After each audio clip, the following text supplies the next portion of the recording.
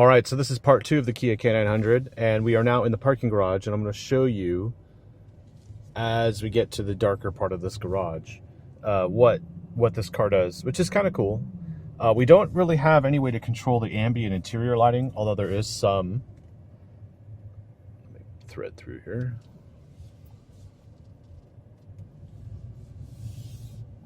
All right, you'll notice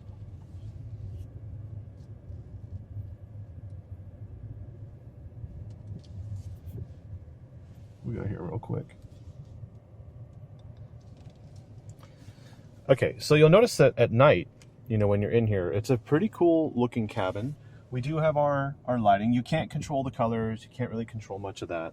And I do like that, I'm always a fan of like lots of buttons and lots of lights, and it just looks really cool in here, right? Something else you'll see though is that as I move my hand towards these controls, they get brighter. Even up here, they get brighter. So that's like gesture response, and I like the fact that they aren't overly bright, and you can drive along in the dark, and then when you need it, it's easier to see. That is a really cool feature, and that's awesome. I don't recall seeing that in any other vehicle. And what I'm going to do is get out of this Tesla only parking spot, and what I'm going to do is show you what the back seat looks like. What's that guy stops? Now this will also alert me of cross traffic. It won't necessarily see pedestrians though. Now here we go. Here's an example. There's a car coming.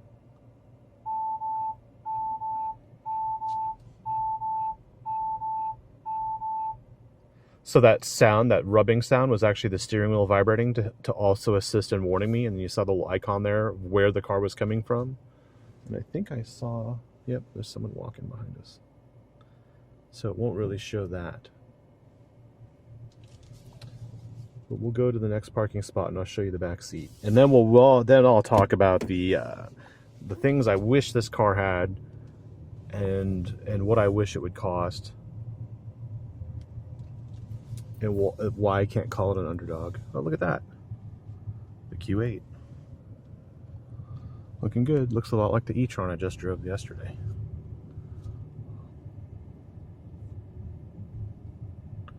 Okay, we'll park it right here. Bam. Alright, so you just push this down, you're in park. And we're going to go to the back seat. I'm going to leave the car on. Unlock the doors, and there's a reason why I'm telling you that. I'll grab my coffee too, because I need my coffee.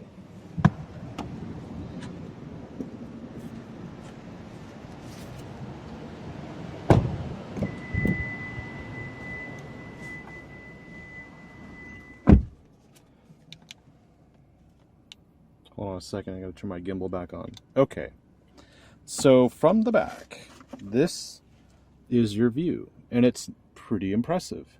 You'll see immediately from the left seat we have these buttons, and they control that front passenger seat, and you can move it, and that's there just sort of like the Lexus has it, so the driver can make an adjustment so the person who gets in the back doesn't have to get in and then move the seat. The seat is pretty much prepared, right? This is the left side, and I'll show you now what is driving me crazy about this car. We have, for a $4,000 VIP option, we have side sunshades that are still manual, and I think they should be automatic. They really do need to be automatic. I do like the coat hook. That's a nice touch. I do like these lights. They look really cool. They're very bright. This one light controls them all. This one light just turns on like this ambient lighting effect, which is really nice. Down here we have controls, but we don't have that same gesture brightness to them. They're just one brightness, and I can't control the brightness from here. I can control the rear sunshade, which is pretty typical in cars now. And it's quick, but it's loud. If you didn't notice, I'll put it down. You can hear it from here. Okay, so Yeah, it's noisy. We have heated and cooled seats in the back, and controls for the stereo volume and things, but we can't change what we see on the screen from here. We can only change the station. I can choose media, satellite radio, AM and FM, and I can go up and down or change the satellite channels, right? Or the channels, the track. And then we have our AC, which we can override up front, but there's only 3 zones. So front, left, and right, and then rear is 1 zone, and those are displayed down here. So our outside temperature and our inside temperature and our fan speed back here. But the left side and right side rear passenger have to share that temperature setting. It's not individual. This is where we have additional charging points. It's actually lit in here, which is nice. Very nice touch. And this is a wireless charging pocket. I know it's pretty dark back here, but bear with me. Okay. First of all, there's no panoramic sunroof. And there are a lot of cars that do offer that. And what happens is in here it feels very claustrophobic. There's headroom, but I feel like it's very low in here. I feel very low. Like my perspective is like I'm almost looking at the ceiling, and I've never really experienced that in modern new sedans. This is like an old sedan feeling, and I don't like it. We do have leather wrapped grab handles, which are nice to have. It's a very nice touch, and they're soft. God, I'm losing my vocabulary. Any more coffee? Retain? No. Return. Oh my God. Okay. So soft return. There's a lot of touches in here, but it's missing soft close doors.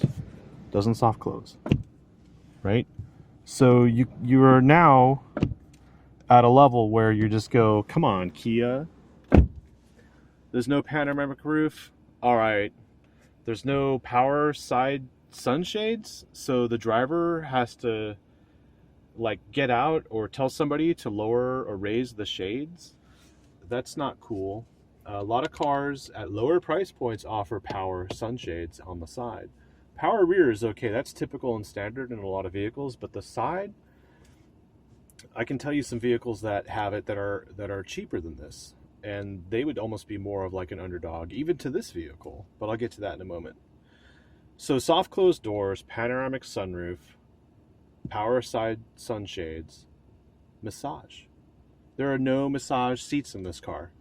VIP package, rear seats, heated and cooled, no massage. Driver's seat, no massage. Why?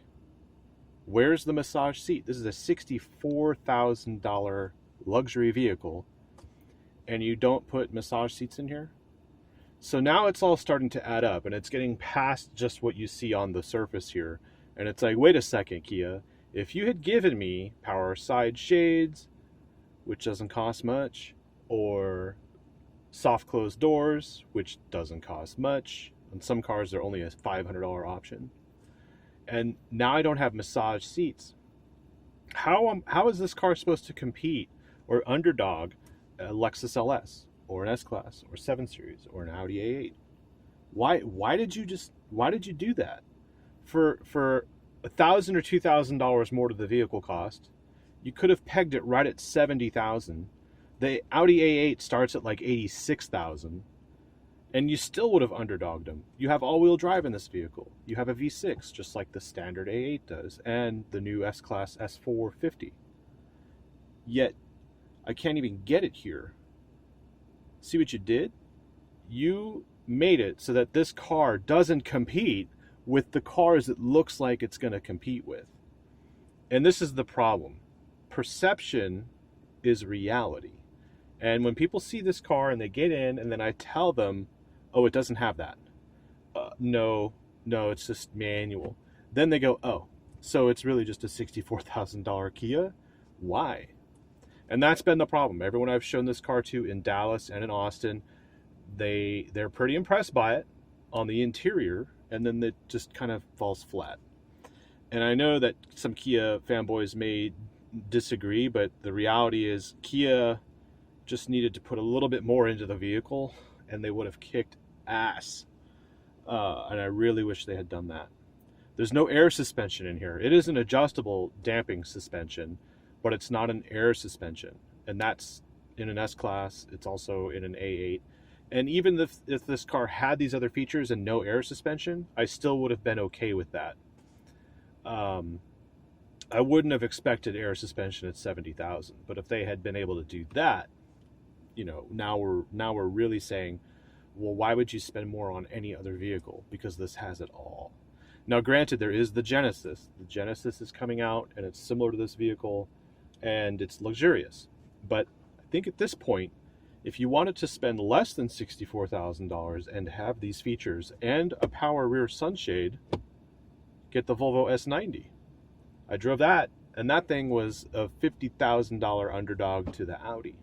But let me show you one thing that the Volvo S90 can't do. That involves changing seats.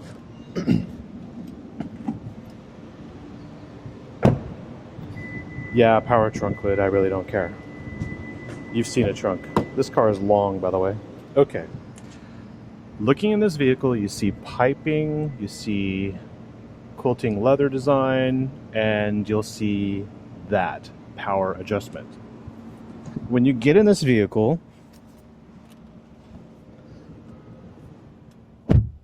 okay, we can put our shades up or whatever, but then we have this option here called rest. And as I hold that down, the front seat moves forward all the way, and my seat is now reclining. So I'm now laying back. My headrest has been adjusted. That seat is still moving.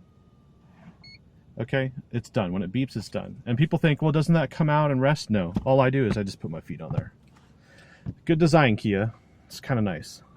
So you can go like this. It's okay. I think, though, Kia should have done something to change the design of that seat back to make that seat back the actual footrest, because this doesn't pull down. This is just a map pocket. And for me, being 6 feet tall, I can't stick my feet under here anymore because the seat's all the way down. There is a nice little ambient light, but if you're tall like me, you're going to want to put your feet up here, which is fine. However, I was actually in town to give my mom a ride to and from the airport, and we stopped at a coffee shop, and she didn't want anything, so she was sitting back here and I was driving, so I figured I'll go get something. So I left her in the car, I went to the coffee shop, and when I came back, the doors were unlocked, and I was like, hey, you know, you're just gonna sit in the car with the doors unlocked? You're sitting in the back seat? And she goes, I can't lock the doors. And I thought, wait a second, you can't lock the doors? So even if you're just like, let's just say, this car may look good in the retirement community, you know, like you're going to be like the old man with a very nice looking Kia, and it's got these features and stuff. But let's just say you can afford this to be an Uber Lux driver, because it is on their list for Uber Lux, and it is quite the interesting proposition. But let's just say you can afford this car and a driver. You're going to be like, okay, Max, hop over there, you know, let's take me over here real quick on my way to something else, and just go in there and get yourself a coffee, give me one too, right? Maybe there's no drive-through at this coffee shop, right? So now I'm sitting in this car, it's lit, right? We're running. He gets out, and I'm back here. Where's the lock switch? There is no door lock button back here at all. So there's no lock button anywhere. And that's a big deal to me, because if this is a VIP, I can lock this, but it's manual. Those are still unlocked. So I can only lock my door, which means I'm vulnerable. Anyone can come in here at any time while my driver goes to get me my coffee, and I'm sitting back here waiting for someone to open that door and drive off. Kia, you need a lock button back here now. And that may sound like a serious thing, but I'm serious. You forgot to put a lock button in the back seat. That's a very important thing. Please address that right away. Think about it, right? I mean, this may sound dramatic, but think about it. Who is this car for? Is this car for you? Like, okay, let's just say you're me and these are your cool little Vans shoes, right? And you're like, all right, go get me something. And this person leaves. Now I'm sitting here and I'm downtown, right? That's crazy. So who is this car really for? I think it's for the retired person who wants a nice luxury vehicle but doesn't want to break the bank. And that's acceptable because it's only $64,000. That's the sticker price, so that's the worst you can do. But is it also for an Uber driver who doesn't want to spend $120,000 on a 7 Series or an S-Class, and they still want this back seat? They still want to provide riders with this kind of comfort? And this is where you come in. Leave a comment and let me know. If you were to Uber Lux or Uber Black or whatever it's called, to and from the airport, wouldn't you want to be in this car just because this is a great way to get to and from the airport? This is what I'm talking about. You're not buying this car. The Uber driver is buying this car for you, and you're going to book this vehicle through the app to get to and from the airport. And I think that's what this car is intended to do, because it's Korean and they know luxury, and this is their luxury vehicle from Kia, and that's what this is. So I've had this for a week and I've been like, what is this thing? Who is this for? Why is it missing these things? And the reality is, this is not for you. This is for someone who's enterprising, entrepreneurial, wants their own business, doesn't want a lot of overhead like an S-Class or a 7 Series would be, because they're still making the same rate through Uber regardless of what car they have in that tier, right? Whatever that bracket is. So why spend 120 when you can spend 64 and lower your overhead and have better income, right? And I don't really mind riding in this to the airport over a 7 Series and S-Class. I really don't care.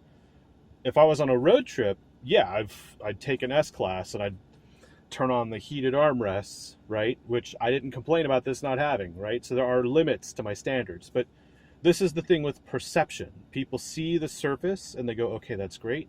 But maybe they have never experienced things like off-roading a Rolls Royce like I have. They'll never know what that was like. And they'll never know what they're missing if they haven't done it. And so you get to a certain level where you go, I don't expect an underdog to have heated rear seat armrests or airbags in the seat belts. There are certain things where I draw the line and I don't bother you with that. So if you appreciate that, please like and subscribe. Please leave comments below if you like this interview style. It's kind of wacky. It's not your typical car review, but I'm trying to show you this car from an automotive journalist perspective and give you everything you need to know about each vehicle I drive from the personality standpoint. I don't care about technical details. I don't care about horsepower numbers. How does it feel? What is my instinct on this vehicle? Every morning I get into this car, I like it. Towards the end of the day, I go, I wish it had massage seats. The seats are nice, but they're not completely comfortable. Every time I get in this car, I cannot completely relax. There's just something in this car that's missing some kind of element where I can actually relax. And it might be the fact that I'm having too much coffee these days, but from the standpoint of what Kia has done here, they've done an incredible job. But if they had just put in soft closed doors, power rear side sunshades, it doesn't really need a panel roof, but add massage seats, I would buy one. That's the scary part. I'd be like, yeah, it's a $70,000 Kia, right? But it has everything that I would get in a 7 Series or an S-Class, with the exception of heated armrests, right? Soft closed doors, I got it, blah, blah, blah. But this doesn't. So really what I'm saying is, if you see this car, it's probably an Uber driver. Give them some respect. And I hope it works out. I really do. Because it's a great car. We're sitting here idling.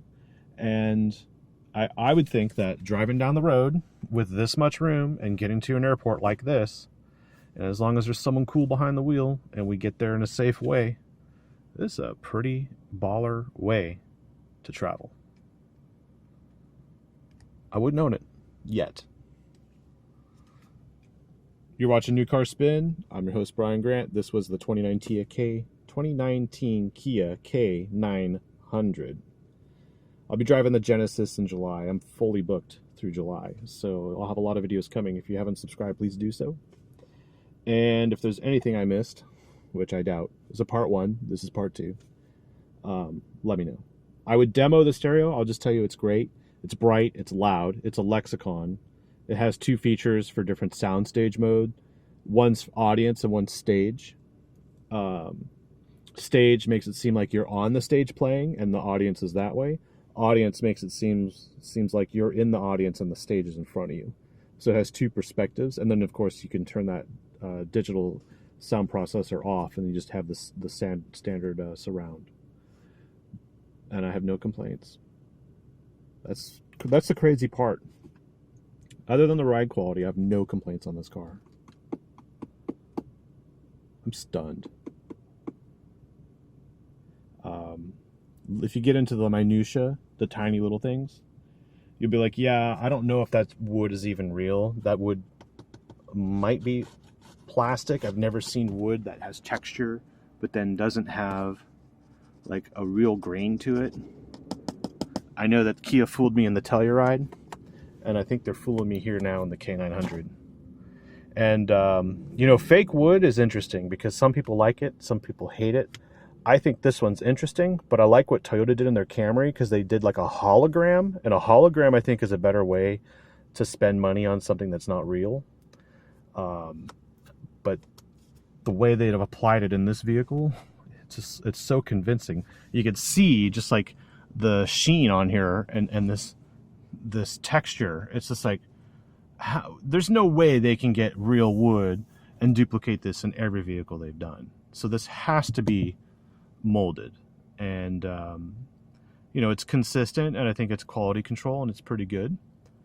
But if this had been a hologram or something different, you know, maybe not metal, but I don't know, it still is a luxurious feel back here. And beyond that Kia logo, if I hid that Kia logo, what would you think this vehicle is? That's the scary part. Let's see. I'm trying to think if there's anything else I can go over in here, but there isn't.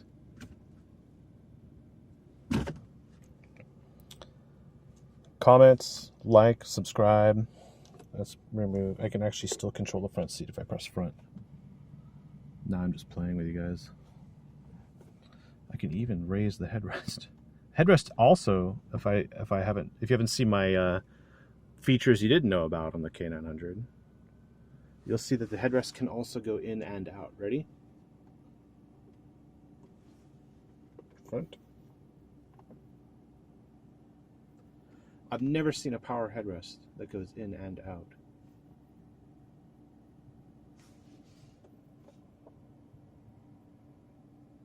That's like super luxe. They went through all the trouble of making a power headrest that goes in and out, but no soft close doors. It's funky. Yeah, I could go to the airport like this. And it looks good on the outside.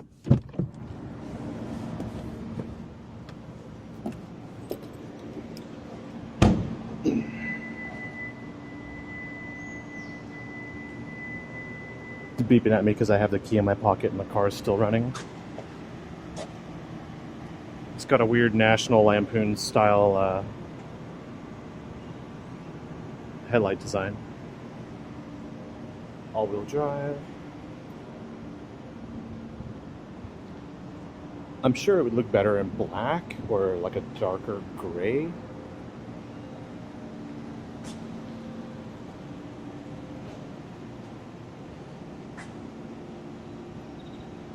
But there you go.